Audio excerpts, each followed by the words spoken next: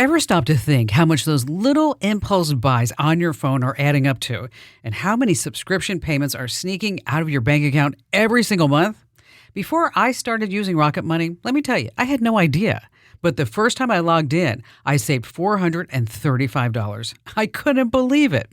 Rocket Money is a personal finance app that helps you find and cancel your unwanted subscriptions, monitors your spending, and helps lower your bills so you can grow your savings.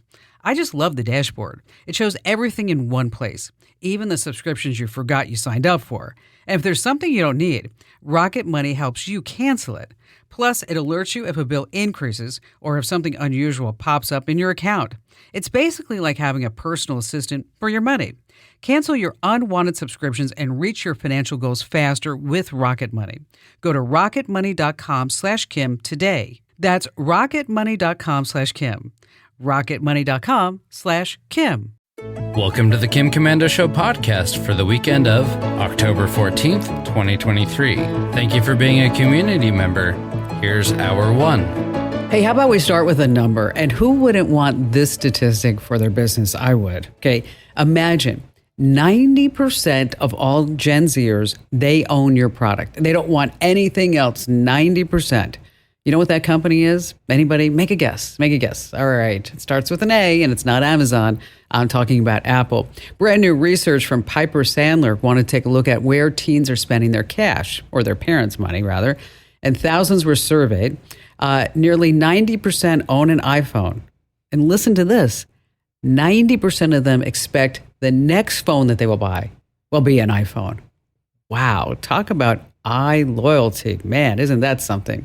Reminds me of that old joke. You know this one. An Apple fan walks into the bar and orders the same drink as yesterday, but pays more. Okay. I totally feel like that's what I have done with my iPhone 15. Yes, I went out and bought the iPhone 15 because I had the iPhone 14 Pro Max and I got the iPhone 15 Pro Max, and not a lot different about it. Just saying. Hey, listen, you're about ready to get more tech smarts because every single thing is now a tech thing. And to those joining us for the very first time, a warm welcome to you. We're thrilled to have you aboard. And to our loyal listeners, a huge welcome back. I'm, of course, Kim Commando, America's digital goddess. It's the biggest show. It's the most trusted show. And you can find my award-winning show in over 420 top stations across the United States.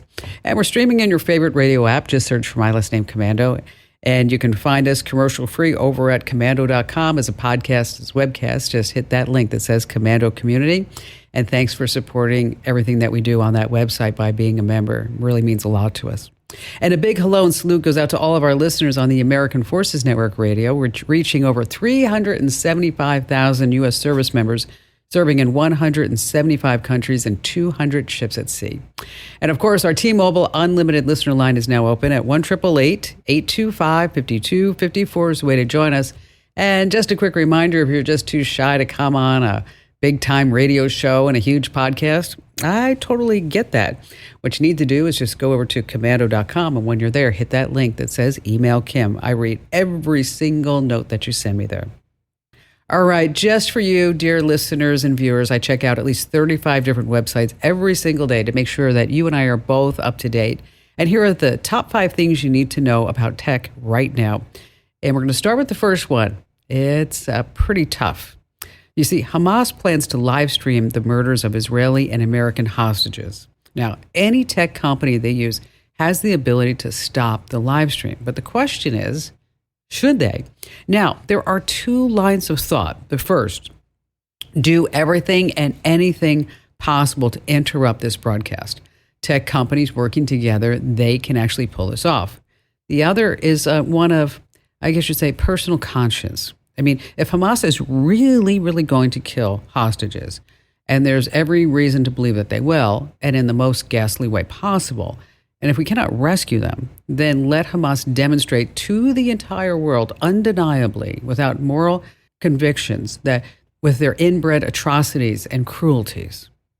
Then let's all turn to the U.S., to Congresswoman Rashida Tlaib, Ilhan Omar, and Alexander Cortez, all siding with the terrorists to justify this outrage. In this case, there's no right or wrong decision. I mean, only what you think would be best to cause harm to the terrorists and anybody who sympathizes with them. That, I just don't understand how you can sympathize with Hamas. Moving on to number 2, TikTok in Israel. Since the Hamas-Iran terrorist attacks on Israel began, the communist China-controlled TikTok has been literally overflowing with short videos and conversations about the war. Listen to these numbers. 28 billion views from the hashtag Palestine, 25 billion with the hashtag Israel. Now, behind the scenes, Israel is, of course, on the brink of retaliating against Iran, which has obviously planned and funded the attacks. And, Israel's repeatedly said it's not going to allow this to happen. But globally, almost 75 billion people have been influenced by these TikTok videos. And I can't say it enough. Okay, social media cannot be trusted. Okay, let's take it one step further. Of all the social media platforms, TikTok is the least trustworthy. Number 3, what do you think of artificial intelligence? Do you think it will destroy everything? Do you think it's just the greatest gift to mankind? Well, here's what the Godfather of AI, Jeffrey Hilton, thinks. You see, his research on the human brain is part of the reason artificial intelligence even exists. Now, in an interview on 60 Minutes last week, he said, let's take a listen. I think we're moving into a period when, for the first time ever, we may have things more intelligent than us. Isn't that frightening? When asked if they could understand, he said yes. Asked if they were intelligent, he said yes again. Asked if AI could have experiences of their own and make decisions based on those experiences, and he said yes. Now, I know what you're thinking. If these robots are so human, what if they turn bad? Can't we just flip the switch? I mean, they're robots, and Jeffrey Hinton has an answer for that too. They will be able to manipulate people, right? And these will be very good at convincing people because they'll have learned from all the novels that were ever written, all the books by Machiavelli, all the political connivances. They'll know all that stuff. They'll know how to do it. Sweet dreams. Sweet dreams.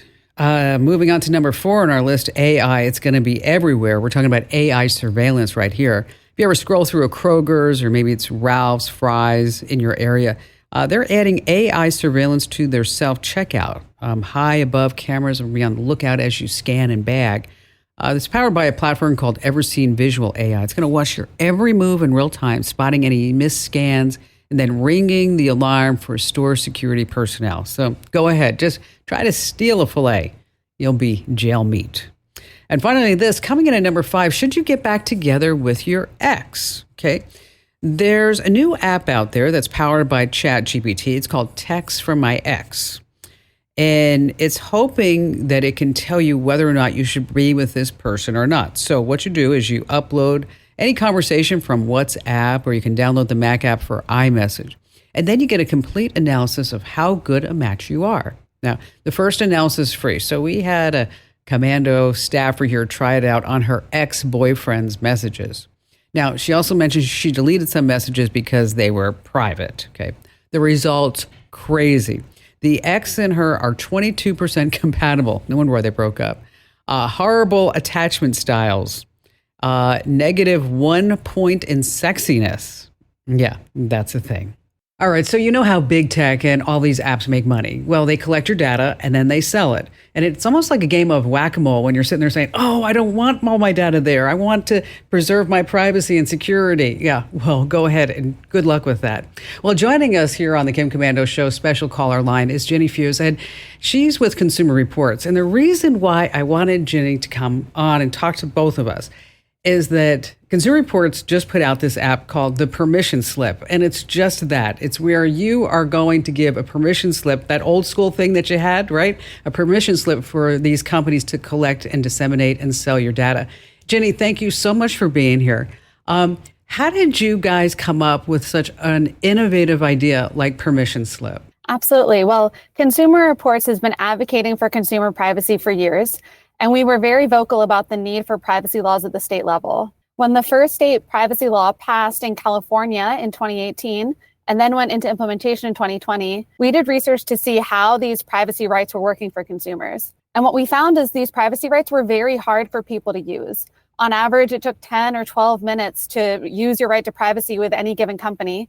And then consumers have relationships with thousands of companies. Yeah. So it'd just be impractical for people to use their privacy rights widely without help. And so that's when we built Permission Slip. Permission Slip is a tool that helps you take control of your data with companies. And it means that you authorize CR to reach out to companies for you and manage your data for you, which saves you a lot of time. Well, what I like about it is that when you install it, is that it comes up with all these different apps. And then where you say, no, I don't want them to have my data. And you're going to do all the work to make sure that my data is gone, which is phenomenal. Yeah, that's exactly right. So there are two main actions you can take in Permission Slip.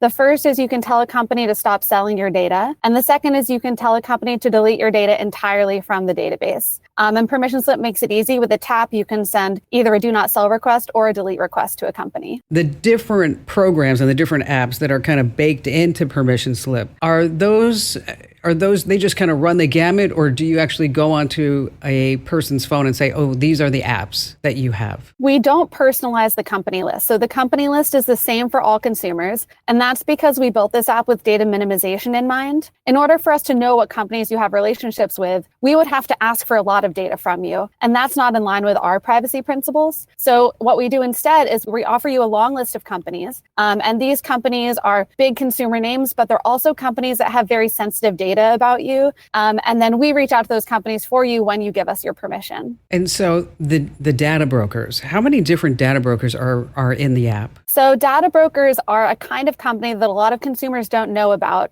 because they're not household names. But data brokers are companies that build profiles of consumer data and then sell it widely, sell it to other companies, to advertisers, et cetera. And that's part of why companies know so much about you, is that profiles are being built and sold behind your back without your awareness or consent. And so one of the features we offer in Permission Slip is the ability to proactively reach out to more and more data brokers every month and tell those brokers that they're not allowed to sell your data anymore. And I'll tell you, the data brokers, they don't make it easy to get out. And I mean, we had a program for a long time. We called it Opt Out Tuesday here at Commando.com. And so every Tuesday we would present one site where you could get your data out.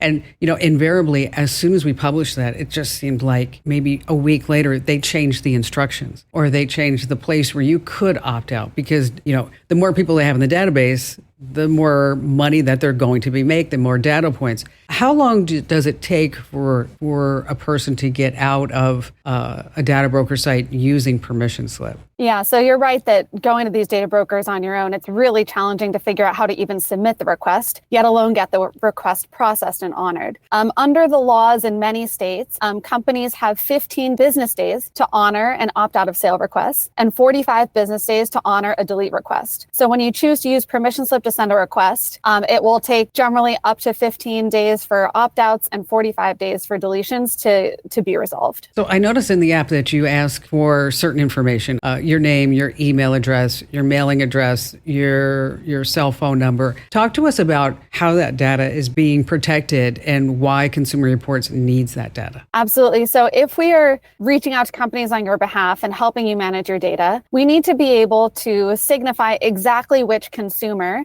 wants their data managed. There are lots of Jane Does or John Does out there, but we need to be able to say this specific one, the person with this name who also has this phone number or who also has this email address. So in that sense, it's really important for us to be able to tell the company which consumer we're talking about. And often what will happen then is that the company will confirm with their consumer. They'll get back to you individually and verify your identity. They'll say, Kim, did you send a request through Permission Slip? And you'll either press a link to say yes or respond to an email. So that is a built-in part of the process, but it's really important for making sure that we're managing data with the right consumers and making sure that your data wishes are fulfilled. So aside from data brokers, what are the other apps and sites that are really difficult to remove your personal data from? Yeah, I would say that it can be difficult to remove your data even from a company that you know well and that you visit their website.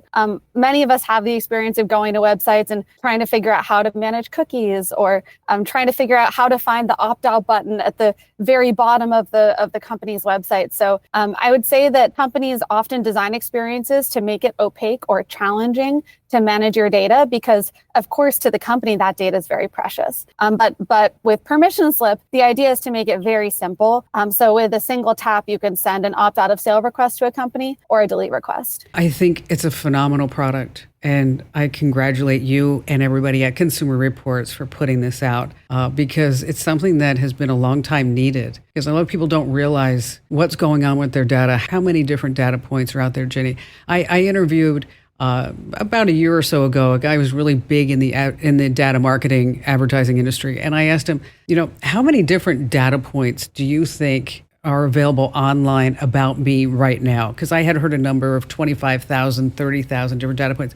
But his answer was phenomenal because he said to me, it doesn't matter what that number is because it's infinite. Because every time you go online, every time you do something, they add one more data point. Absolutely. Yeah, I think that's right. It's really hard to meaningfully control our data.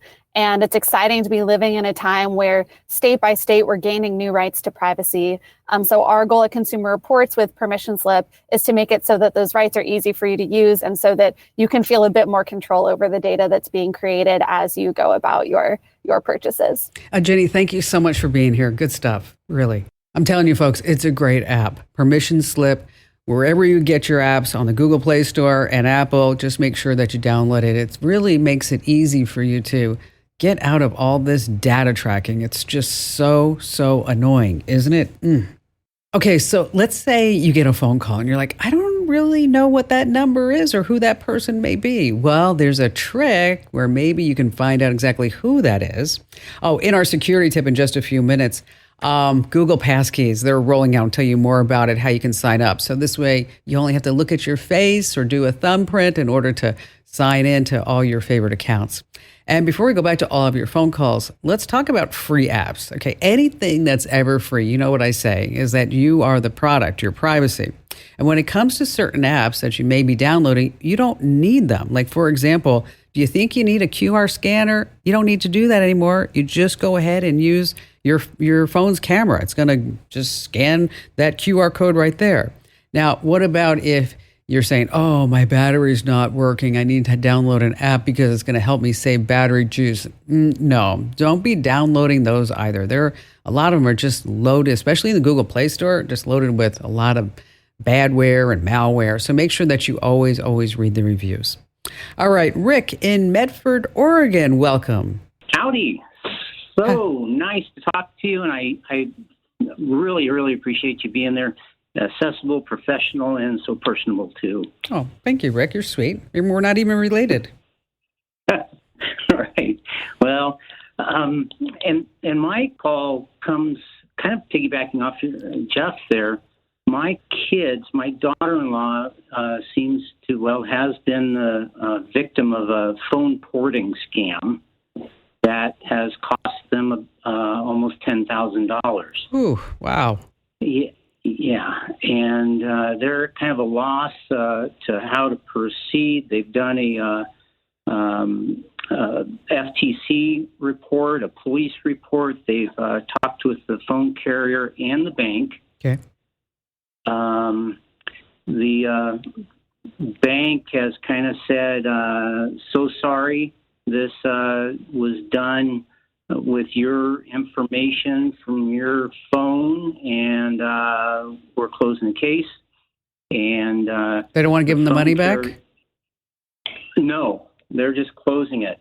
Oh, okay, whatever. Okay, and what does the phone carrier say?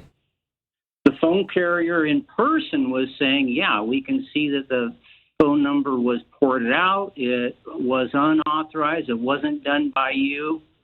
Kind of so sorry. The most recently, and this just happened day before yesterday, they were finally able to get something in writing from the phone carrier, identifying that, yeah, the phone number was ported out. And so now they are, my kids are sending off that letter from the phone carrier, the police report, and the FTC report all to the bank and asking them to reopen the case. Now, did the carrier say how it ported? Because a lot of times what happens is that what we're talking about, folks, is that a hacker, a scammer, a thief, whatever you want to call them, will suddenly have access to your phone number. Okay. Once they have access and they have control over your phone number, that's when they can do things like sign into your bank account and get what? That two-factor authentication code, right? And then once they're in the bank, that's when they can start transferring money left and right, okay, and stealing from it. Now, the reason why I ask if they could say how it was, a lot of these phone calls are now recorded by the carrier. We all know this. Okay? They may not want to admit that. But typically what happens is the hacker, thief, scammer, whatever you want to say, they contact the carrier and they say, oh, I'm Rick in Medford, Oregon, and here's all my information.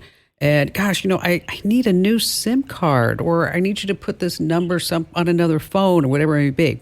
And then again, once they have control of that phone number, that's when they can access all those various accounts. So because this is happening so frequently now, that the carriers and the banks are doing that nice thing where they start pointing fingers at each other. Okay. Yeah. Okay. When really the carrier made a mistake, right? Okay. The carrier made a mistake. Okay. So if I were you, and I know this is your son you're talking about, is that if I were faced in this situation, I would write a letter to the president of the carrier, an email.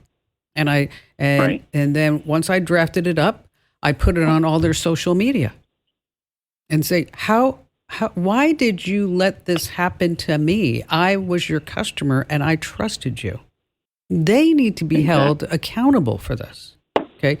Now, most carriers, what you can do, and they need to do this moving forward, is that you can set up a unique PIN or passcode so that if somebody calls and they want to transfer your phone number, that you have to give them this extra layer of security. Right. And so they probably didn't have that set up because let's just face it, you know what? A lot of people don't even know that exists. It's not like they come out and they say, oh, you know what? It's a good thing for you to do this. I've never seen an ad for that. Have you? Yeah. So it's a crappy situation. It is. Because they're going to have to get tough, and they're going to have to, in order to get the 10 grand back. I don't care who it comes from. I don't care if it comes from the carrier. I don't care if it comes from the bank. They both have insurance to cover this, and it's really the carrier's fault. So that's where I would go back to the carrier. Who is the carrier? This is Cricket.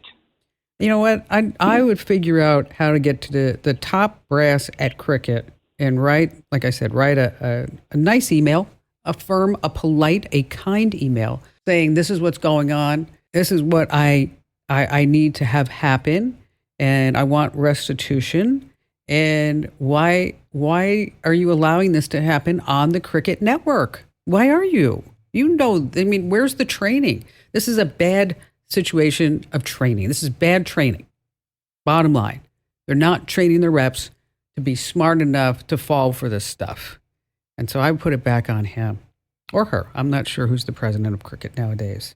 Rick, if I can help anywhere else, just let me know. And folks, for everyone who's listening, okay, this is a big problem. So whoever your carrier is, I want you to call them up and say, how do I set up a unique PIN or passcode so that my number is not ported without that 4-digit code? How do we do that? And then let them give you the answer. And you know what? If we have time, we'll write this up over on the website too. It's super important. Rick, again, thank you for your call. There is a trick that I use whenever I'm contacting a head honcho at a corporation is I head over to their website and then I go to their about section. And somewhere in that section, you're going to find like a happy little note from the CEO of this company talking about how they are so customer service driven, that they're innovative, that they're privacy and security focused, and they're preparing for the next millennium and with paradigms and goals and objectives, all that happy stuff that they like to say. So then what I do is I grab a few sentences out of there and I put that right at the top and say dear Mr. and Mrs. whoever it is. And then you said this in your letter that I saw on your website. And then I put in bold letters, you're failing. That's not what happened to me. And then I explain my situation. See, so when you put the words that they say back in their mouth, It really does work. I have found 100% of the time for me. Okay, maybe because maybe they recognize my name, but still, it is a method that my mother actually taught me years ago. All right, passwords. We all hate them. I can't stand them. I'm so tired of passwords. Now, here are some stats. 84% of us are just too laid back. Think we just use like password, let me in, or whatever the number may be, 1, 2, 3, 4, 5, 6, 7, 8. 52% of us have just 5 or fewer passwords for everything. Yes, every single account. Half are using a password that's over 10 years old. Like a fine wine? Not so much for security. So now we have the FIDO Alliance. It has nothing to do with dogs. It's the fast identity online. It's Google's way of saying, hey, it's a personalized passkey, your fingerprint, your facial scan, kind of like what we've been doing on an iPhone for many years and other devices. So here's what you do. You go to the letter G.co/passkeys. That's the letter G.co/passkeys. And then you tap Get Passkeys, you sign in, and then just follow all these on-screen prompts. And so what this means is the next time you need to get into a Google account, you're just going to be showing your face or your fingerprint, and then you're just there. Apple folks, you can use passkeys too. You just need to have the iCloud keychain turned on and 2FA enabled in order to use passkey. And if you need those steps, we have them over at commando.com. Vivian in Dallas, Texas. Hello there, Vivian. Well, first of all, I want to thank you for all the information and tidbits that you provide, especially like learning how to best use my smartphone and all the artificial intelligence news that you share. I get your newsletter every day. Great. Thank you, Vivian. So what I need help with is Apple AirTag. Okay. So here's the situation. I adopted a 7-year-old beagle dog. It was a rehome. Few months ago, and I live on 8 acres and it adjoins to woods. Well, she will get on the scent trail of deer and take off into the woods, and I have no idea where she is. So I ordered the Apple AirTag and a collar to put it in, but it doesn't work all the time. So what's happening, I'll get like a pop-up that says I need to move around to get a better signal. Or at night it says, I need more light, and I'm thinking, more light for what? And the screen will show up on my phone with the map, and I can see me, the blue dot, and it says Hattie was last seen at 7:34 a.m. Well, that's all well and good, except now it's 10:45, and I have no idea where she is. So what's happening with this? Here's what's happening. Is that the Apple AirTags are fabulous little devices. When you want to keep track of, say, your purse, your car keys, your car, your dog, if you live in a more of an urban environment, not some beautiful acreage outside of Dallas, Texas, right? Because what happens with the AirTags is that they are doing the tracking using Bluetooth, okay? Just like your AirPods are using Bluetooth. So it doesn't have a built-in GPS. What it does is it relies on the other devices around you, whether they're yours or somebody else's, to kind of figure out where that tag is located. It's actually genius. They're using their own network, if you will. So if you have an iPhone, an iPad, a Mac, or somebody around you has an iPhone, is that it's saying, okay, well, we're going to use a little bit of their Bluetooth in order to figure out where this AirTag is located. So when Hattie goes off on a jaunt because she smells a deer and she's like a dog and she's having a great time going to find it, right? That the AirTag's not going to work. So what you need is an actual pet tracker that is using bona fide GPS technology. Okay. And the other thing that you get with these GPS trackers is that you can do geofencing. So if Hattie goes past your acreage, you're going to get an alert automatically. It says, guess where she is? Didn't learn her lesson. She's back there again. Okay. Okay. And so where do you find these? And, what are their names? Couple for you to look at. One is called the Fi collar. That's Fi. That's the one that I have on my golden retriever. And it's pretty sweet. Does all that geofencing, and she has activity monitoring, but there is a monthly subscription fee. Whistle is another one. I had the Whistle. I got rid of it because the battery stunk. Okay. And then there's another company called Halo, Halo, that they are now coming out with some new trackers, I believe. I couldn't get a Halo collar around my golden retriever because I didn't know this. And this is my life lesson, Vivian, is that for some reason I thought a golden retriever was like 60 pounds. Okay. Okay. Okay. All right. You laughed. All right. Okay. My golden retriever is 96 pounds. Oh, my goodness. Okay. She's a big girl. Okay. So, and she's not fat. She's just big, I mean, and when I see her run across the fields, I mean, she looks like a horse just, going across. I mean, so she's not overweight. She's just big. They don't make a collar that big? No. Mm-mm. Oh, nope. Wow. Nope. Don't know why that happened, but so that's why we settled on the phi collar. So if you want to know where the dog is at any given moment, an AirTag, like I said, it's just not going to do it because it's not using the right technology. It's using Bluetooth, and so that's why you want to get with a dedicated GPS dog collar. And again, take a look at Phi. I wouldn't look at Whistle unless they fix the battery problem, which I'm not sure. Or take a look at Halo. And hey, when you decide, let me know and just give me a call back. Thanks, Vivian.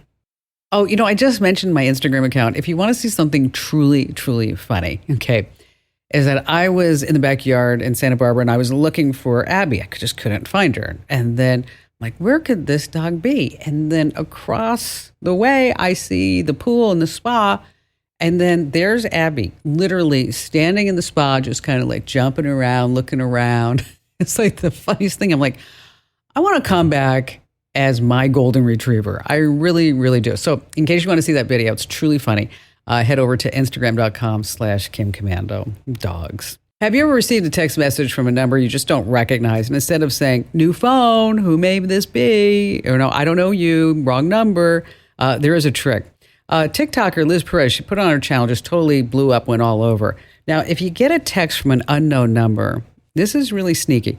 Mobile payment apps like Venmo, Cash App, Zelle, or PayPal, they can help you put a name to that number. You just paste the phone number into the app, and then that mystery sender's name just might be revealed. Now, I tested this out on a number who I knew someone had a Venmo, and let me tell you, their picture, their name, phone number just popped right up.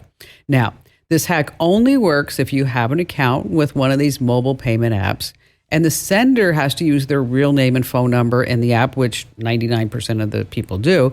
Now, if you don't want to be found out this way, what you have to do is make your account private in the app settings. Just look under Friends and Social, and then toggle off phone contacts. Yeah, it's that easy to find out who you are.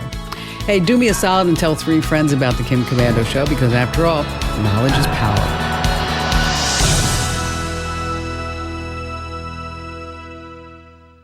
If you own a home, listen up. This is scary. The FBI is warning about a crime on the rise, home title theft. And it doesn't happen the way you might think. No break-ins, no stolen keys, just a forged signature on a single piece of paper filed with the county. In minutes, criminals can transfer the title out of your name, then use your ownership to drain your equity or even sell your home. The worst part, most people don't know what's happening until they get collection or foreclosure notices in the mail. That's why I trust Home Title Lock. When you visit HometitleLock.com/Kim, you'll get a free title history report and a 14-day free trial of their $1 million triple lock protection, including 24/7 monitoring of your home's title, urgent alerts to changes, and if fraud does happen. Their U.S.-based restoration team will work to restore your title, covering costs up to $1 million. Don't wait. Protect your home and equity today. Get your free 14-day trial at HometitleLock.com/Kim. That's HometitleLock.com/Kim.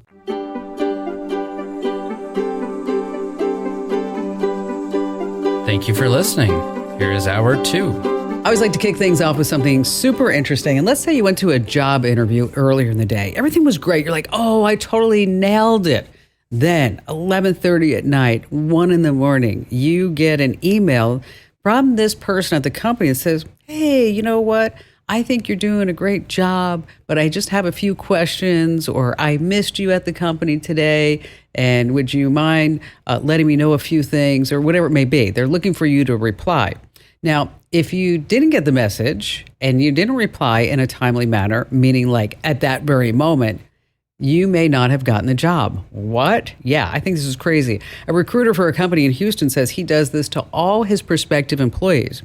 He says that responding quickly would put you ahead of all the competition. Huh? It shows that you would respond to your clients quickly too. At midnight, 1 a.m, that's a pretty rough one. You know, I interviewed somebody this past week, and true story, I said, where do you see yourself in 5 years? And the person actually looked at me and said, hopefully alive. I was like, I was kind of thinking about the job, the situation, career. Oh, I don't know. On that happy note, welcome. I'm Kim Komando, America's Digital Goddess. It's the biggest show. It's the most trusted show about all things digital, of course. And you're about ready to get more tech smarts because every single thing is a tech thing. For those of you tuning in for the first time, a warm welcome. We're just delighted to have you joining us. And to our regulars, you look marvelous, and it's great to have you back. You can find The Kim Komando Show on over 420 top stations across the United States. And if you want to listen on your own time, not a problem. Just pop open your favorite radio app and search for Komando to find me. And if you're more into podcasts and webcasts, head over to the Komando community at komando.com. You can get an experience that's 100% commercial free. So wherever you're located, whatever you're doing, my show is always just a tap or click away. And a special shout out goes to all of our listeners on the American Forces Network Radio, serving more than 375,000 American servicemen and women in the Army, the Navy, the Air Force, the Marine Corps, the Coast Guard, and the Space Force in 175 different countries. Love to have you on board. And our T-Mobile Unlimited listener line is now open at 1-888-825-5254 is the way to join us. And just a quick reminder, you can always drop me your questions on our website at komando.com. There's a button that says Email Kim. I read every single question that you send me there. All right. I like to say it's my labor of love. I check out at least 35 different websites every single day to bring you up to date on the top 5 things you need to know about tech. And starting with cash apps like Venmo. They sure make splitting bills easy and paying people, but they do have security risks. Unlike your credit card, Venmo won't promise a refund if you goof up a payment or if a transaction goes wrong. So what's happening is that criminals are getting a hold of this, and they know this. So recently in Boston, get a hold of this. A guy was expecting to meet a girl for an online date, but instead, 2 masked dudes with a knife show up. They make him unlock his phone and poof, $1,000 swiped via Venmo. Over in Nashville, a woman thought she was donating $10 to a basketball team via Venmo. But these teens, weren't exactly with the basketball team. They grabbed her phone. The next thing she knows, hundreds of dollars were zipped right to their account. Here's the reason why. Transactions through Venmo are not protected. You have to think of it as cash. Very, very difficult to trace.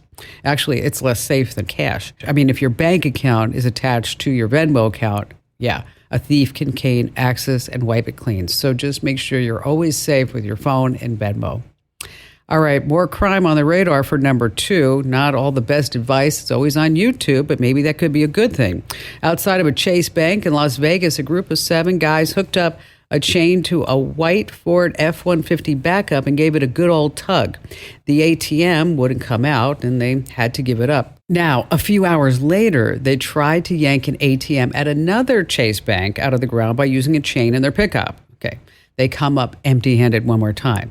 Now, this is not their first time at this rodeo. Security cams have caught them pulling the same stunt across Louisiana, Utah, Nevada, and they never were able to pull it off. So this group of bad thieves, they got caught. But here's the kicker.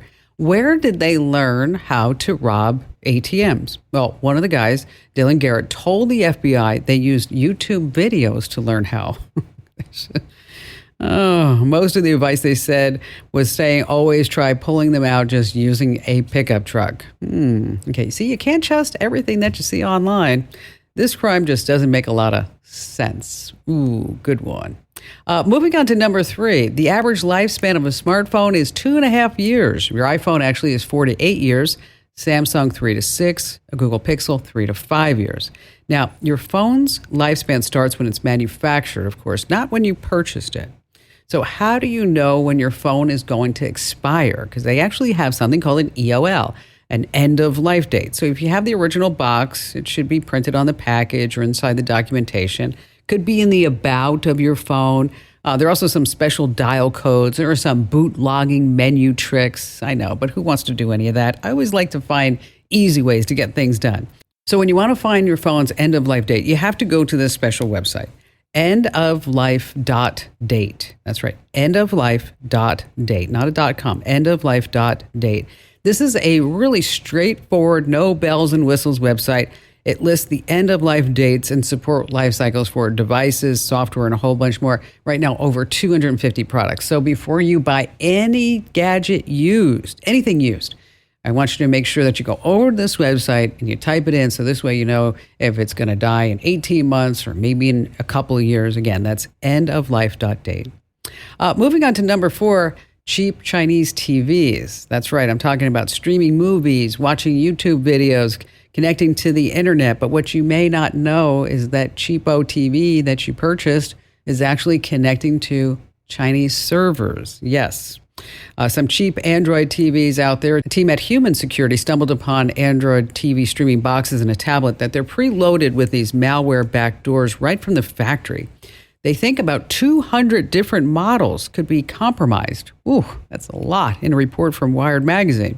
So these devices are manufactured in China. Once activated, they connect to a command center in China.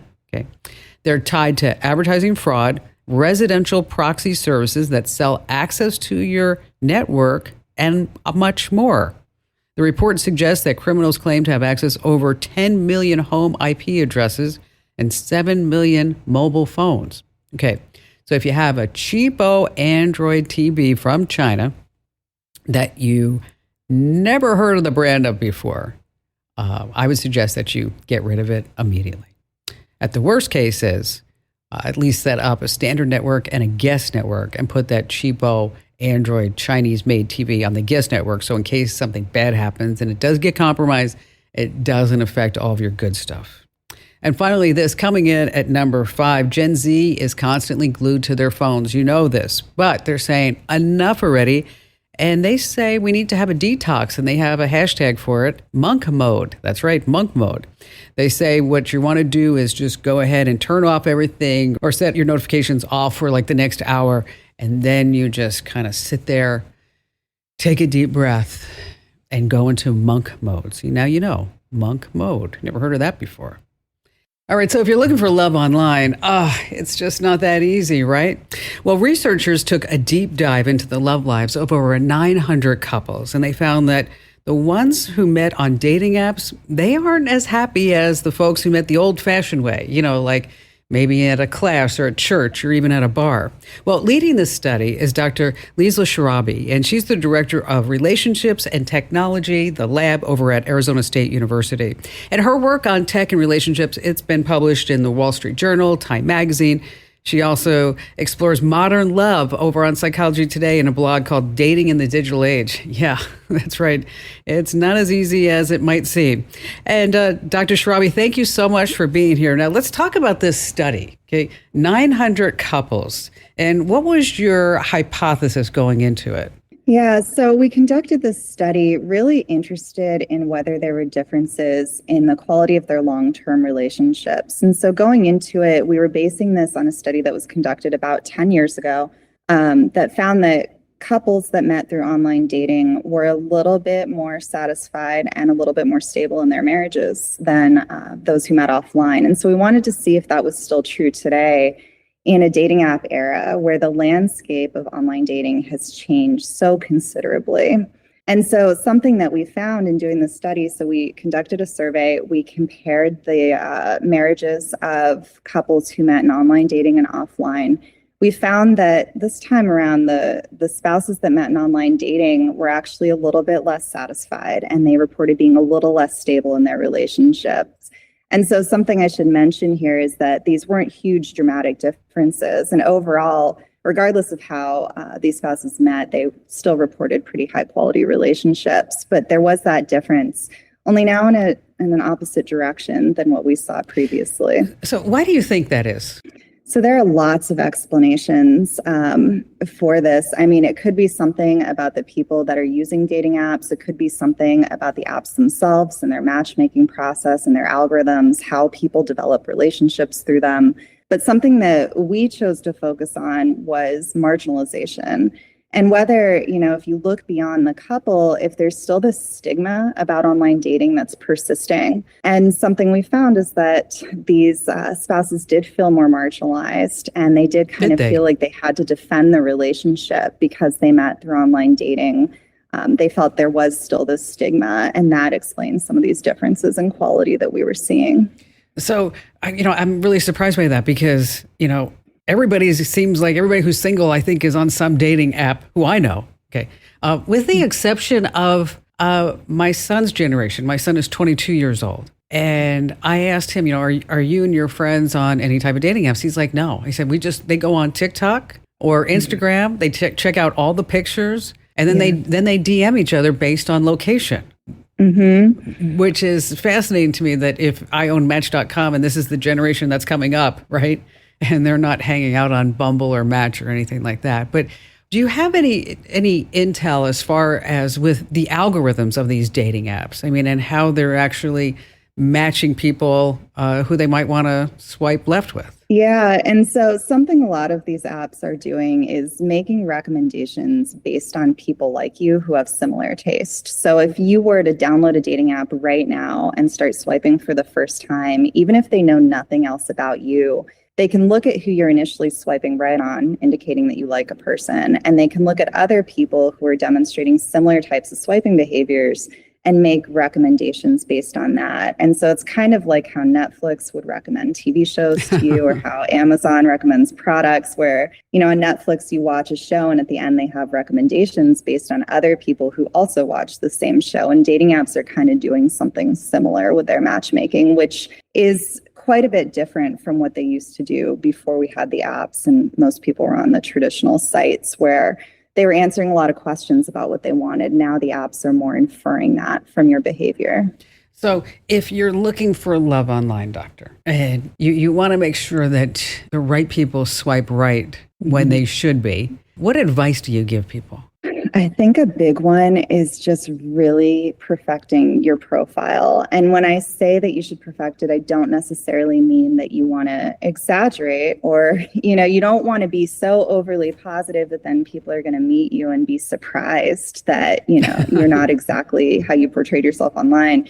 But it's more making sure it's your best and most realistic representation. And so a lot of the basis for people swiping comes down to the profile. So I always tell people that's a really good place to start, is just looking at how you're presenting yourself and thinking about the types of people that you're trying to attract and make sure that you're really speaking to that audience. So you want to be honest, you want to be truthful, you want to put up, picture that actually looks like you and not as you did when you were 20, if you're 35, I mean, all that other good things.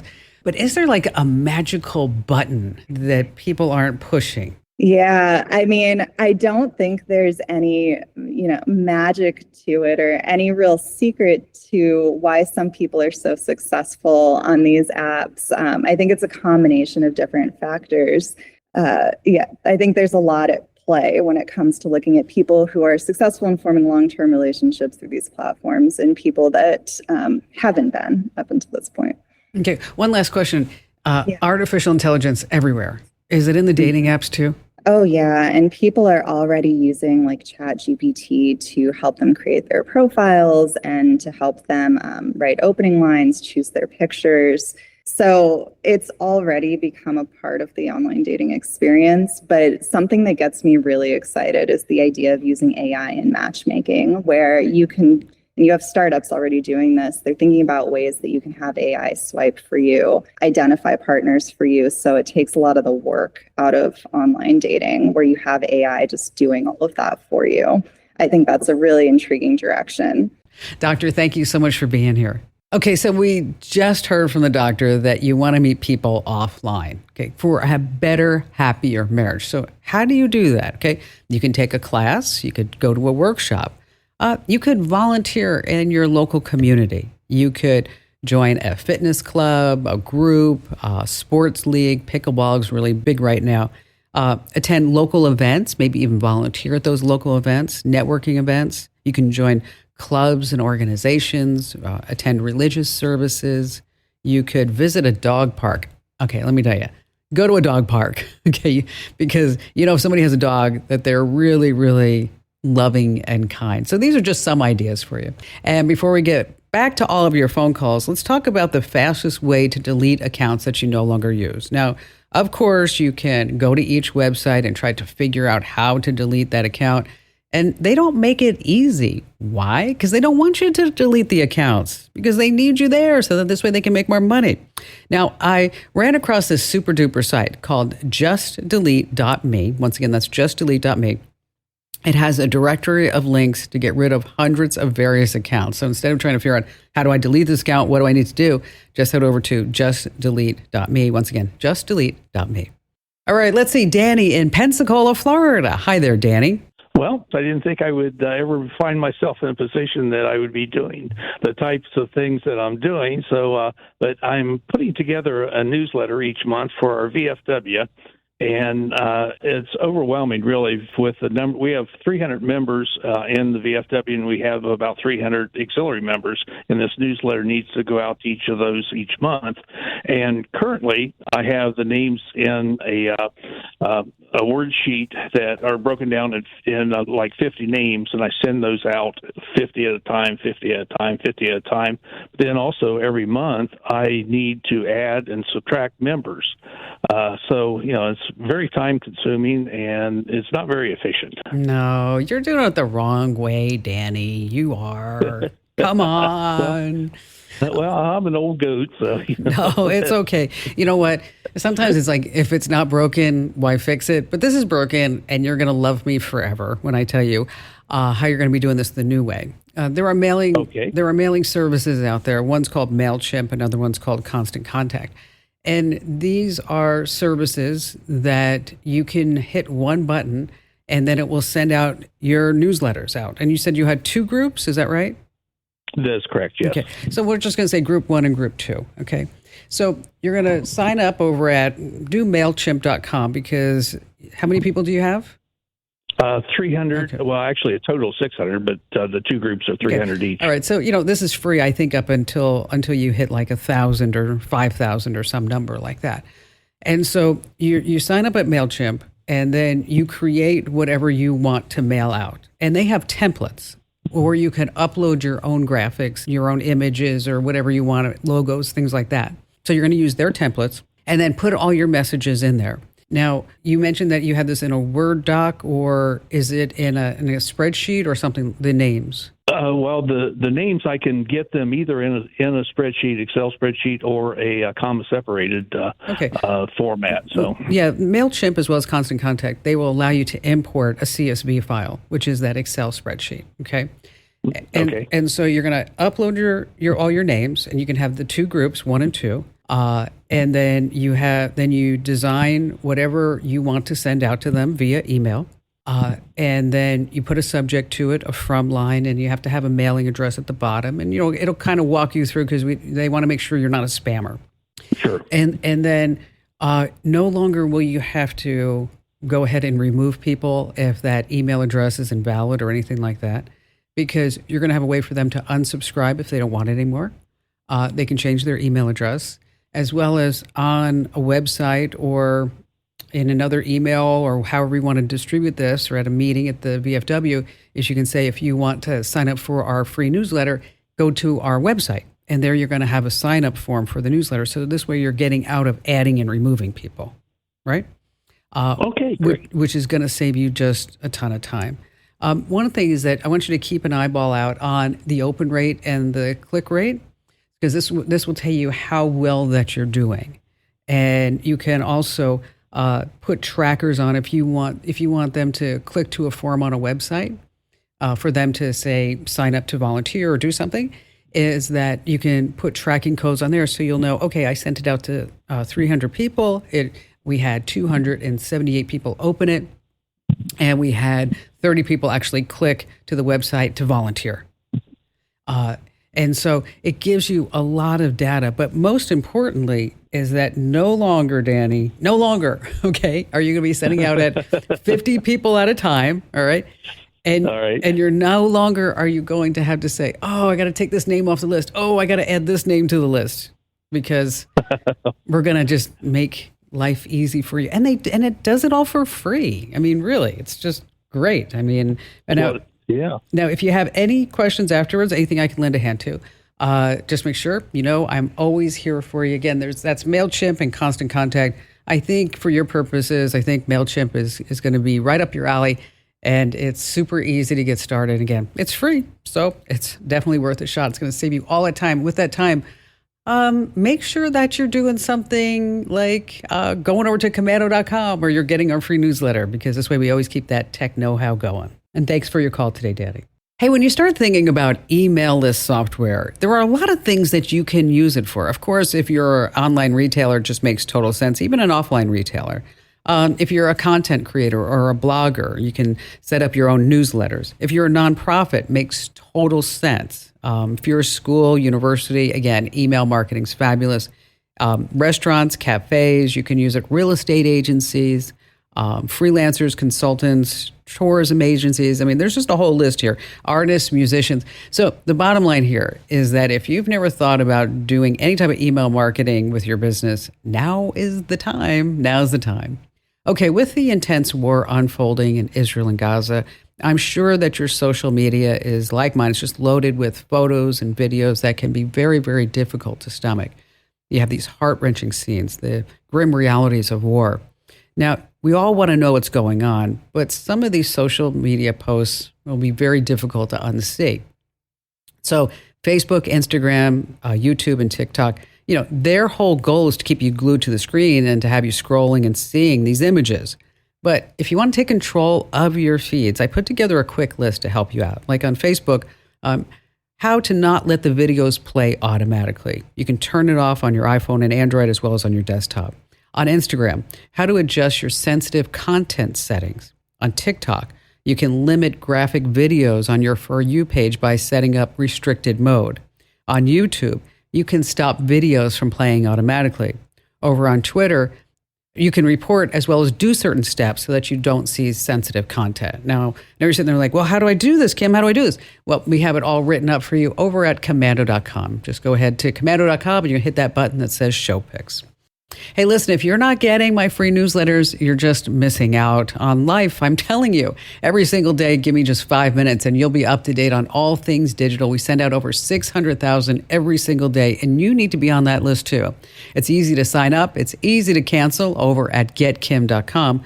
Once again, that's getkim.com.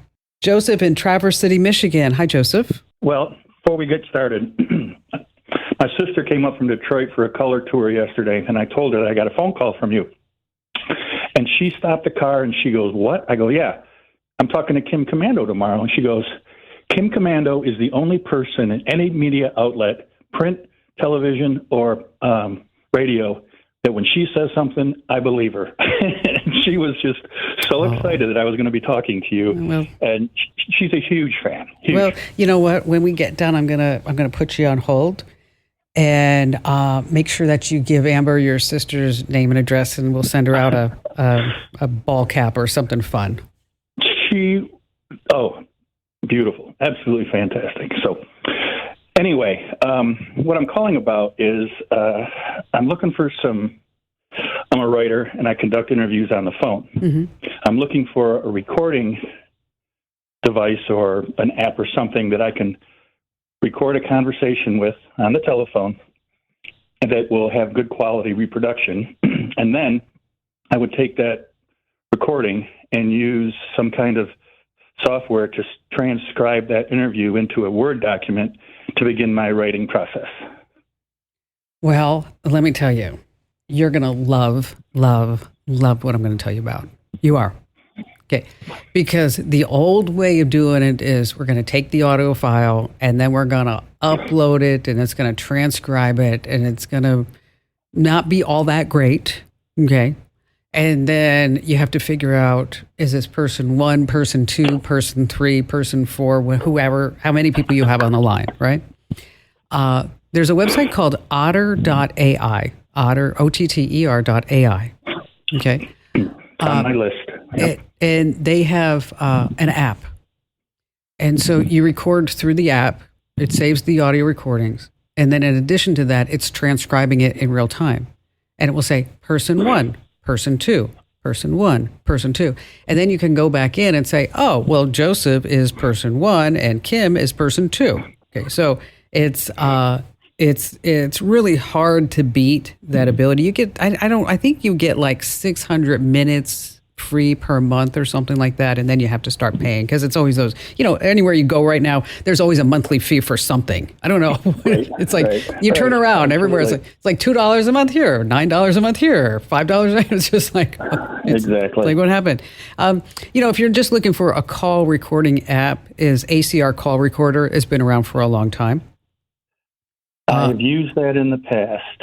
Yeah, and but I think if you're looking for something that is just a fantastic tool for journalists, it's hard to beat this. It's otter.ai. I know about this, Joseph, because I've used this myself. Okay.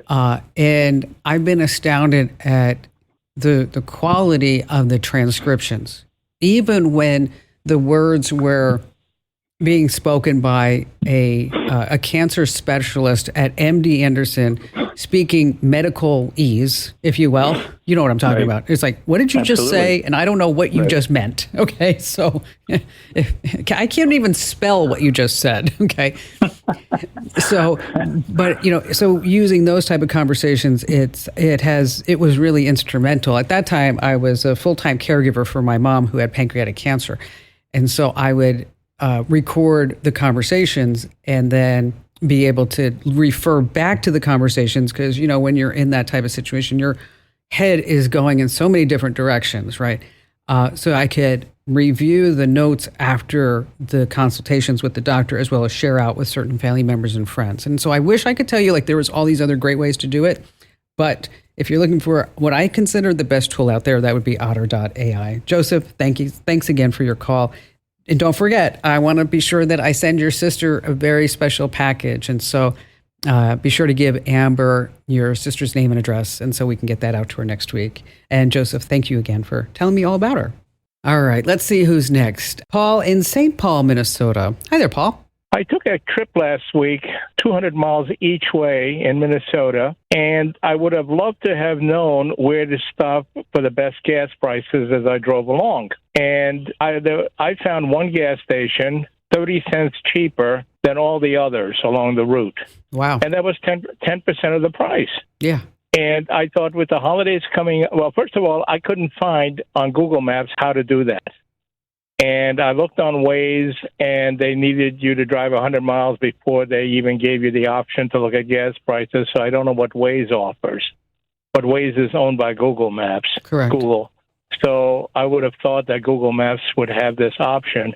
But with the holidays coming up, a lot of people are going to be driving 100, 200 miles, visiting friends, relatives. I'm sure other people, listeners, could also use a tip, how you can look ahead.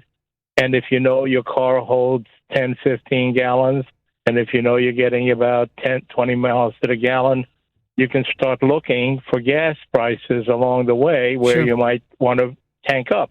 So I just was hoping that you guys might have some tips. Well, you want to look at Gas Buddy.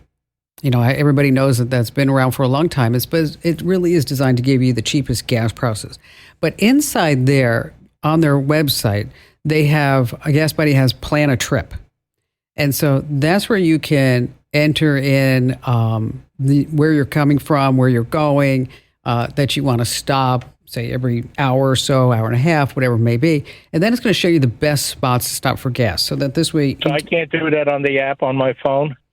You know what? I'm not sure if it's available on the phone yet. I know it's available on the website. So if it's not available, if it's not available on the app, then you might have to go to the website. Okay. Okay. But then, so while you're driving, it will show, Gas Buddy does show the gas prices along your route. Okay. Now with Google Maps, it's not really, like you said, it's not really made for this. It's not. You can search for local gas stations. It will show you gas stations around your route, but it's not going to pick the cheapest gas. For the cheapest gas, That's where we always go back to Gas Buddy. I mean, people have tried to compete against Gas Buddy for years, but they can't just because they just have the whole market wrapped up. So check out Gas Buddy. Like I said, on the website, I do know that they have Plan a Route, and it might be in the app right now. I'm not sure because I haven't used the app for a while. But again, just check the website and the app. Again, what you want is Plan a Trip feature. And Paul, thank you so much for your call because you're right. A lot of people are going to be traveling during the holidays by car, and gas is so expensive that we want to make sure that we always get the cheapest gas wherever we're going. And thank you for your call. Hey, and if you're going to be taking that road trip, put another app on your phone, Sit or Squat. Yeah, this is crazy, okay? That's where you can find local restrooms and people actually rate them. Like Sit, meaning that it's clean. Squat means not so much. Okay, it's a secret. Well, it's not going to be a secret anymore because I'm going to tell you all about it. But you can store your music on YouTube Music for free. Now, if you don't already have a YouTube account, you just have to make one. You tap your profile picture from the menu, just click on Upload Music. And that's where you can select tracks on your hard drive that you want to be stored on YouTube servers for free. Now, there is an important gotcha you need to know about. Uploading music only works when you're using YouTube Music on a desktop or a laptop. You cannot do this from your phone or tablet. Now, after your music is uploaded, this is the beautiful part. You can make playlists, you can get fancy with your own music, and then you can listen to your music on the go. You just download the YouTube Music app on your device, you sign into your account, and then, like magic, there's all your favorite tunes. All right, make sure that you tell 3 friends about the Kim Komando Show because knowledge is power.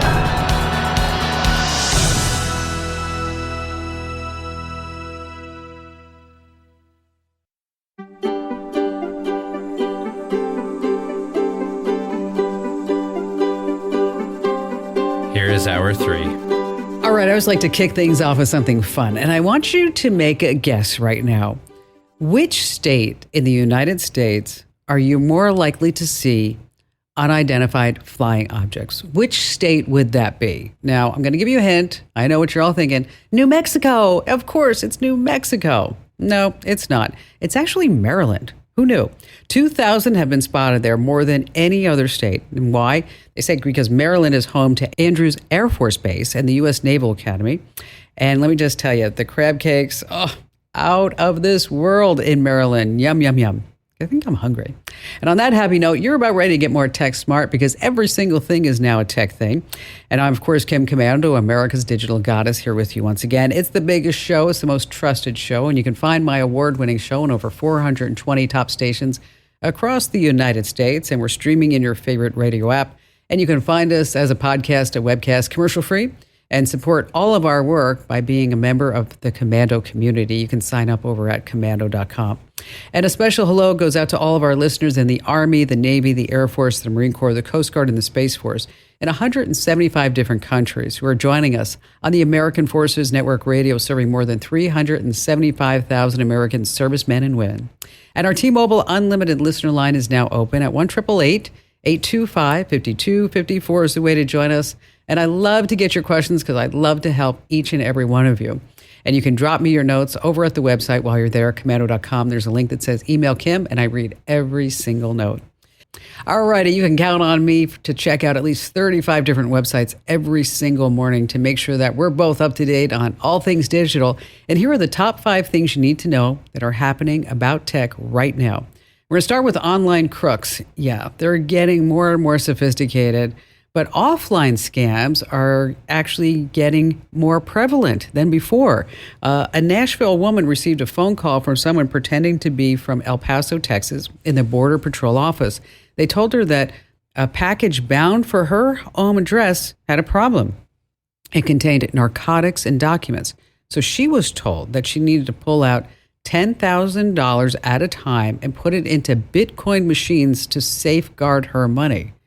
What? I mean, you're probably saying, like, who would ever fall for this? Okay, apparently, this is not the first time that they called this woman. They previously stole her identity, and they had tons of her personal information, and they sounded convincing enough because they had all of her details for her to fall for the scheme. So check theft is also on the rise. So don't put any outgoing checks, bill payments, or financial information in your home mailbox. You just want to use the postal mailbox. Take it to the post office if you want to. While you're there, say hello to all the great postal workers. Moving on to number 2 on our list of 5 things, Amazon processes a ton of returns. And what happens to those returns? Well, popular YouTuber Connor Gorman, he shared a video where he snagged an Amazon returns pallet from a Detroit liquidator for just $675. Let me tell you, I saw a picture of this thing. It is huge, just stacked and loaded. So, and he said he wanted to start off small. So as he was unwrapping it, he was like, oh, I'm not really sure what's in here. Maybe it's worth a couple of $100. Maybe it got taken. So inside this return pallet was a kid's car seat, a pregnancy pillow, lawnmower tires, air filters, a set of car coils. The car coils alone, $1,200. So he walked away with just thousands of dollars by just getting a Amazon return pallet, and then he's going to repackage it and sell it all on Amazon or eBay or OfferUp or Marketplace or wherever. So I started thinking about this. This radio gig doesn't work out. I know what I'm doing next. Number 3 on our list, this is just smart. Really just a smart way to make more money. You may know about Klarna. That's where they offer you the 4 payments, the easy payments. And a lot of people are falling for that. Then they get into debt. Well, they came out with a new app called Shopping Lens. All you have to do is you take a picture of something that you want to buy. And then in return, you get reviews, price comparisons, and stores where it's up for grabs. They say over 10 million items are inside the app. Wow. Now, you can't take pictures of people wearing the items that you want, but I'm sure they're going to change that, of course, with artificial intelligence. Moving on to number 4, everyone just wants an e-bike. Jeremy is one of our IT geniuses. So crazy to me is that he rides his e-bike to work almost every single day, even when it's like 120 degrees out. Wow. I mean, he's not the only one. They're a really common way for so many people to get around these days. Last year, the U.S. imported 1.1 million e-bikes. Record-breaking right there. Now, here's the bummer. They're still pretty expensive. The good ones, you don't want to pay anything less than $500. Okay, the good ones really start at around $800 to $1,000. They also can go up to $9,000. At that point, you're like, maybe I should just buy a car. Okay. The reason why I'm bringing it up is because of money.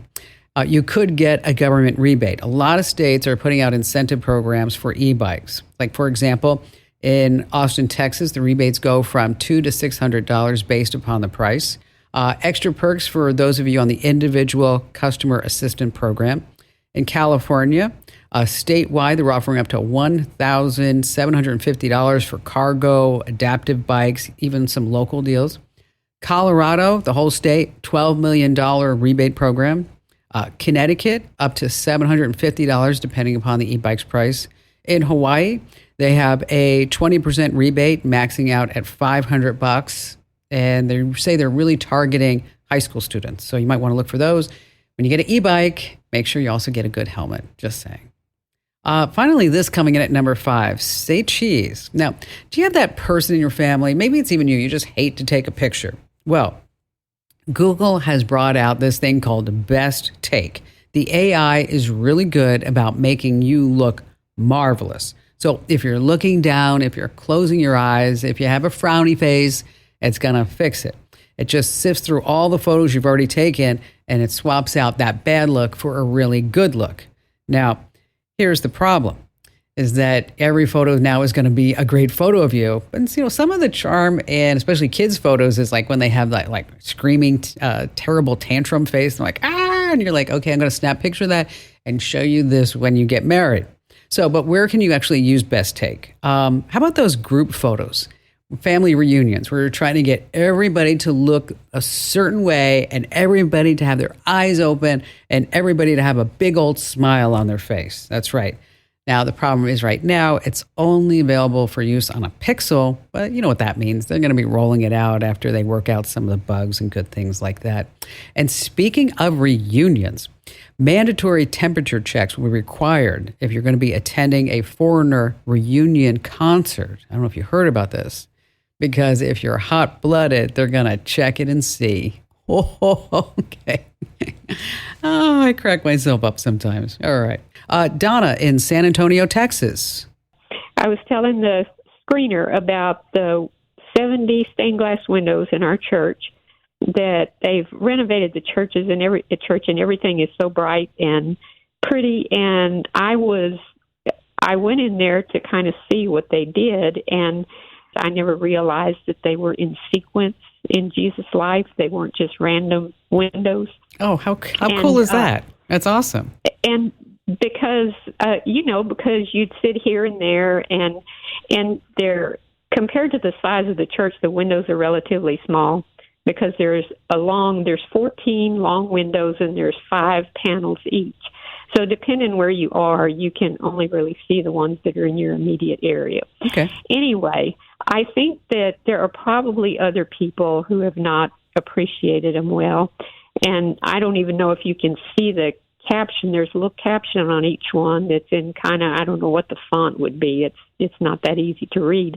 But my digital pictures that I took that day were not great, but I was able to put them on the computer and kind of tinker with it and read all the captions and see them, and think that I wanted to do a little better job. So I contacted a professional photographer who is interested in the project. And so once I get with him and have my work product, I would like to share this with the people of the parish, but I'm not sure. I don't want to make work for anybody else. Like, there's a website, but if I give him the work product and say, hey, don't you think this would be a good thing to add to your website, that's for somebody else to do. And, I'm sure I, check with the pastor, the bishop, go up the chain.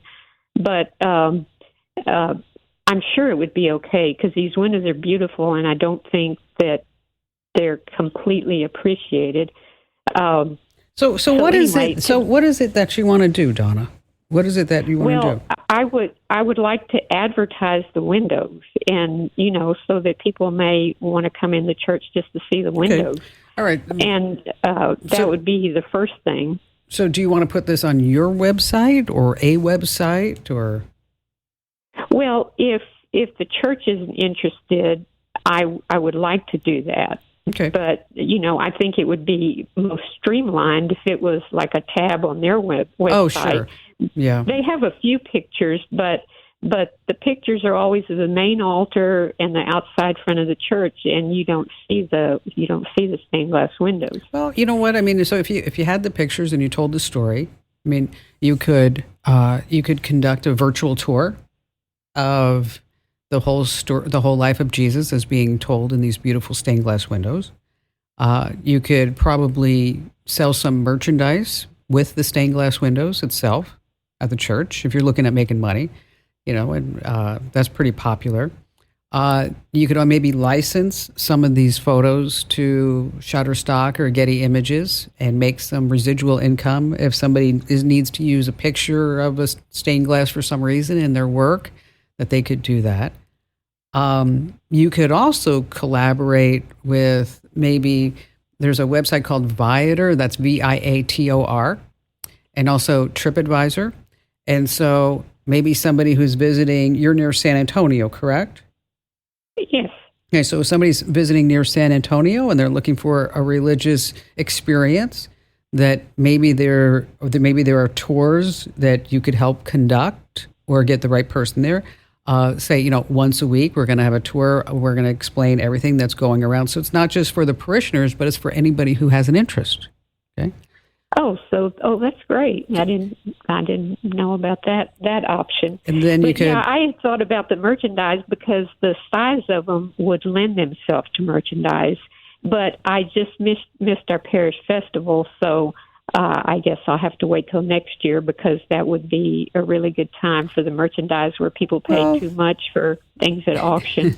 Well, you could do the merchandise right now, okay? Because here's what I'm thinking, is that there's a website called Printful. That's Printful, Print full, and there's another one called Teespring. But Printful, what you can do is take an image, and they'll put the image on a bag. They'll put the image on a book. Like a blank book. You can put it on a T-shirt. You can put it on a hat. You can, whatever suits your fancy. And what happens is that you don't carry any inventory. When somebody buys it, Printful or Teespring, whoever you do, is that they print it and then they box it up and they ship it out, and then you make a few bucks. Oh, Well, that sounds like what I was hoping would be possible because, I don't want to go sit out in the front of the church at a table and sell my wares. That sounds good. So, so there are all these different, so think a little bit of outside the box, right? So you like you said, you thought about merchandising to create some excitement for if somebody wants to go visit and get a tour at some point, is that you could do a Facebook Live, Instagram Live, or maybe a Twitch stream where you're walking everybody around through the church. You could also collaborate maybe with a local university, with an art teacher, a history teacher. I'm sure they'd love to get involved in this project. And, there's a lot of things you can do.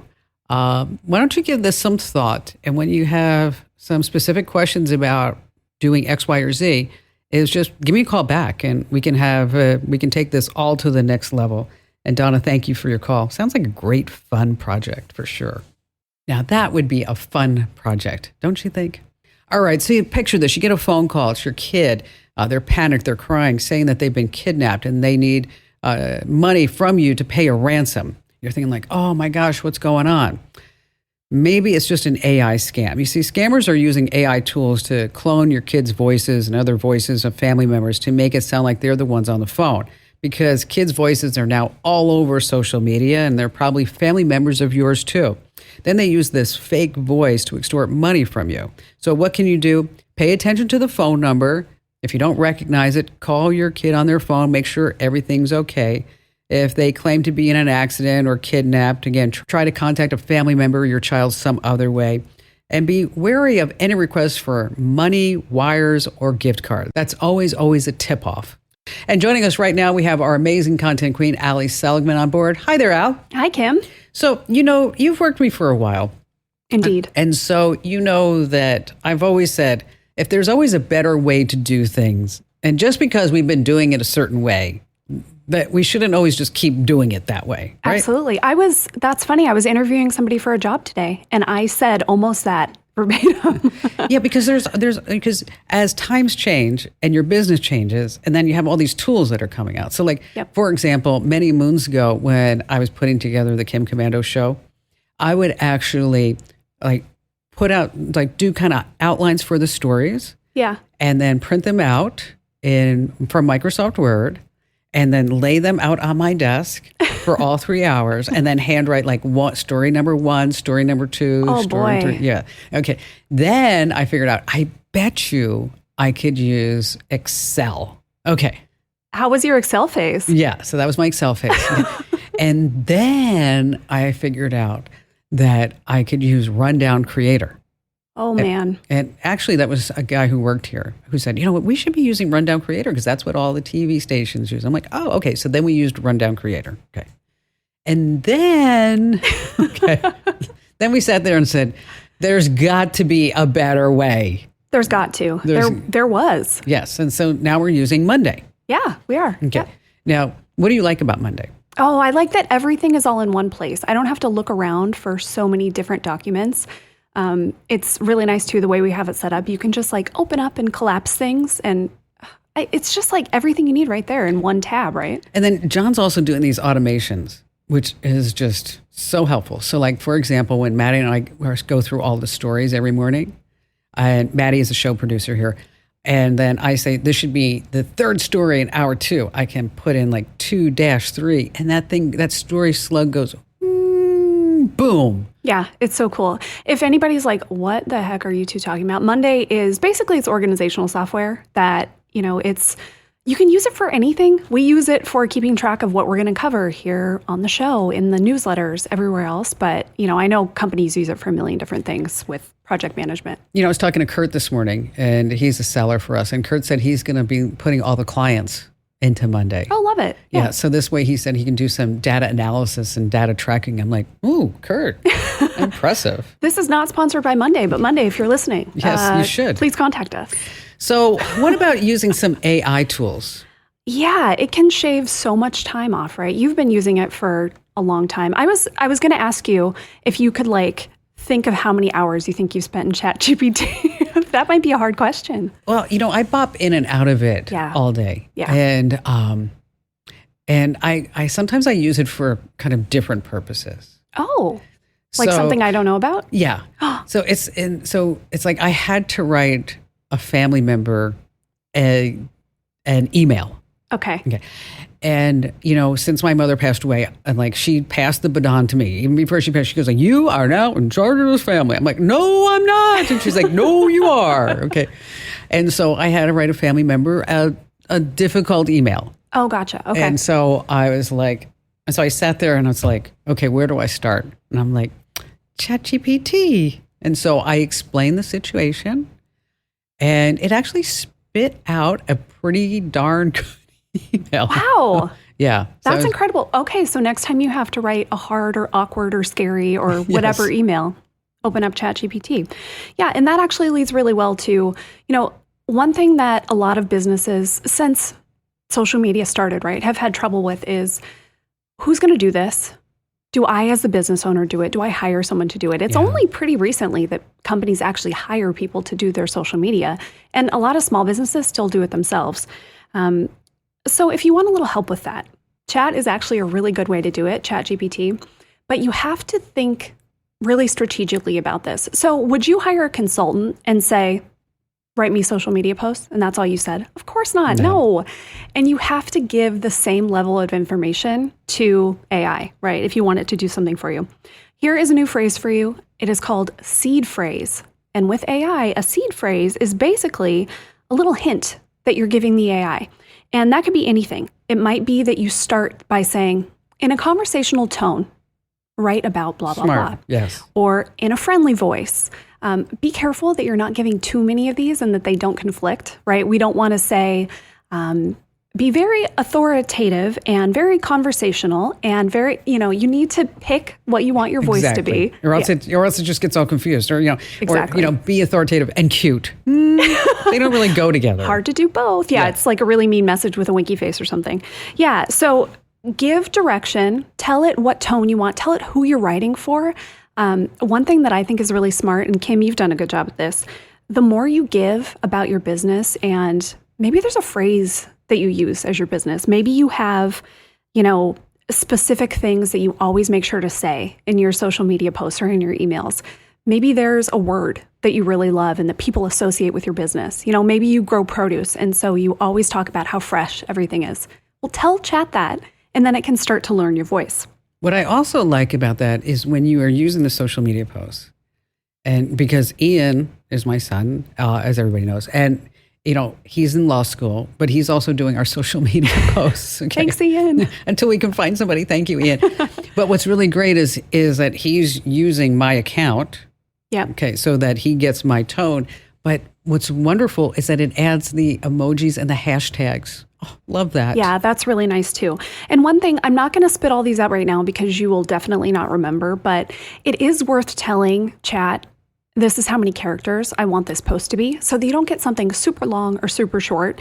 And actually, let's put this in a newsletter. Next week in our Tech Hacks newsletter, I am going to send out a list of basically the perfect length, the best practices for length on social media posts. Yeah, that's smart because a lot of people don't know. They just go on and on and on, or they just say, Biden is doing this. Click. Yeah, click here, right? Yeah, I think on Facebook you can do up to like 63,000 characters. You should not. So make sure you're getting our Tech Hacks newsletter, and we'll tell you next week how to do that. I did a little experiment actually with ChatGPT to see how good can this thing get at helping with marketing if you don't know anything about it and want to get your business a better presence online. So I put in a prompt that was, you are a digital marketing expert.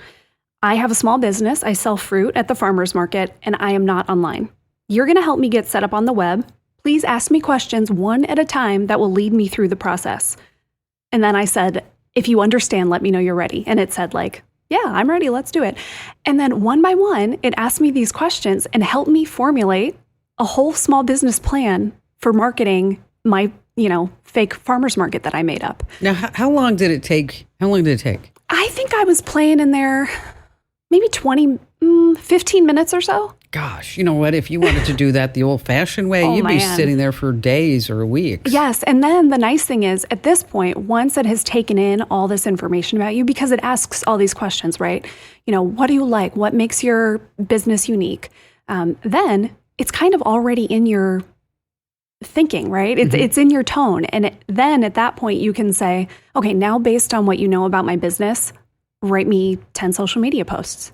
And great, you have a starting place. So you've done all that work ahead of time. Yeah, it really was pretty amazing. You know, the whole time I was doing it, I was like, whoa, this is a little crazy. You know what? It is sometimes because because you and I were talking about asking it to do a marketing plan. Yeah. And I'm not going to divulge to everybody what the idea is that I have with small businesses and our newsletters and ways that we can help market people with their small businesses. But the marketing plan that Chat and I were putting together with this, I was astounded. I really was. It was like, and it got it. And it was like, okay, so now you need to do this, and now you need to do this. And I was like, okay, now we need to save this as a Google Doc so it doesn't get lost. Really, yeah. There are certain things that it's not great at, right? Being funny, a little hard. No. Actually analyzing things, not great. Coming up with ideas, though, awesome. And coming up with things that are formulaic in that way. Because truly, yes, there is art to a marketing plan, but it's kind of a formula, right? You have to hit certain things. And I'm sure that it is pulling from so many things online that are, here's how to make the perfect marketing plan. Exactly. So it gets all that for you. Now, one of the things because before we run out of time, that I think it would be beneficial for everybody to hear is that there are some of these AI chatbots that can look at a URL and understand what it is. And then, of course, there's ChatGPT who's like, I'm sorry, out of this in September 2022, I am not able to, or whatever it is. Yeah, let me give you an example. So we were writing about all the stuff on sale for Amazon Prime Day. And turns out writing descriptions for a ton of products is a lot of work. And so I thought, well, why don't I get Chat to help me gather up some of the specifics on these? So I put a link into ChatGPT. Hey, can you help me write a description about this product? Nope, can't do that. Okay. I put it into Google Bard. Can you help me? Nope, can't do that. Then I went to Bing. No kidding, Bing.com. You go to Bing, there's a little conversation bubble. You click that opens up the AI. I put it in, and Bing knocked it out of the park. Seriously. Really? Yes. Oh, gosh. I know. It's so funny because, even 2 years ago, Bing was just like a joke. You'd be like, oh, come on, you're using Bing. I mean, know. That's crazy stuff. All right, so you're going to write all this up. You're going to throw it inside of a Tech Hacks newsletter, which means that if you're listening, you want all these links, you want everything for this type of know-how for your small business, you should definitely sign up for our free newsletters over at getkim.com. Once again, that's getkim.com. Allie, you're doing an amazing job. Thanks for being here. Thank you, Kim. All right, back to the phones we go with Matthew in Baltimore, Maryland. You know what? Love listening to your show. I think I've got a very good idea, a grasp, I should say, of security and privacy apps for my desktop computer, a little bit lesser amount for my mobile phone, but for my TV, I have absolutely no idea. And it kind of came to an issue recently when I decided that I wanted to get the Weather Channel app for a Samsung TV. It's like $3 a month, not much. So it seemed like a great deal. Mm-hmm. And I'd almost completed the application on the TV screen until I asked for my Visa number and 3-digit security code. There was no option for paying through PayPal. And so basically I just bailed and thought, I'll do this later. But, again, my desktop PC has tons of security and privacy apps, and I can use a VPN if I want to. But the TV I don't think has anything loaded on it. And so I tried to navigate over, and thought to myself, how do I do this? So through Firefox on my computer, it'd be easy. Through the mobile phone, I go to the Play Store. What do I do with my TV? I couldn't get it to work. And then finally I was thinking, I don't know if it's necessary, but then I read that the Weather Channel has been hit twice in big lawsuits over violating privacy laws. They were selling, I guess, customer geolocation to third parties. Nice. That happened twice. Nice. Yeah. Okay. And you have to wonder how many times they really did it and weren't caught. So I kind of have a big question mark about the TV. Well, you're right. You know what? It is a concern because the TV's on the internet, right? It is. Absolutely. Okay. And so you wouldn't have your computer on the internet without certain precautions. So that's why it's super important that if you want to put your TV on a Wi-Fi network, is that you don't put it on your primary network, you put it on a guest network. So the whole idea is that if the TV gets compromised, it's not going to have those traces, those tracks that's going to go, oh, look, here's Matthew's desktop computer. Let's go over here. Because this way the two paths won't cross, right? Mm-hmm. You can also set up a router. You can also set up a VPN on the router so that this way these connections will be encrypted. But it does bring up a good point because you are transferring a lot of data, a lot of information. Now, the good news is that I think we are pretty darn near close where when you want to buy something on your television that you're going to get a QR code and then you can do facial recognition on most apps. Mm-hmm. Okay. So this way we're not sitting there typing in all this information on a keyboard, on a TV, which is just so freaking annoying. Number one. Okay. It's like, really? Okay. And the on-screen keyboard, don't even get me started on that thing. It's just a nightmare, especially if you need to have an upper and lower case on your password or whatever it is. So the answer to the question is that the answer to this question is that you want to put your Internet of Things devices separate from your primary network, which is your real network, and then you set up a guest network.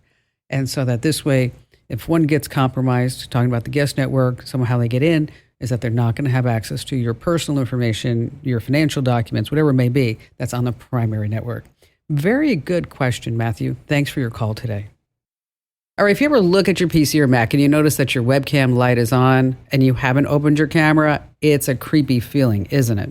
So it could be a hacker, it could be some admin in a chat room who can remotely take over your webcam. It's pretty terrifying. So here are some signs that your webcam might be hacked. The light is on when you're not using it. It should only come on when your camera is in use and you know about it. Maybe get some weirdo icons or unfamiliar programs that just pop up on your desktop. If you have these, maybe somebody installed software to access that webcam. Number 3, you get unexpected pop-ups or documents in your files. Yeah, red flag.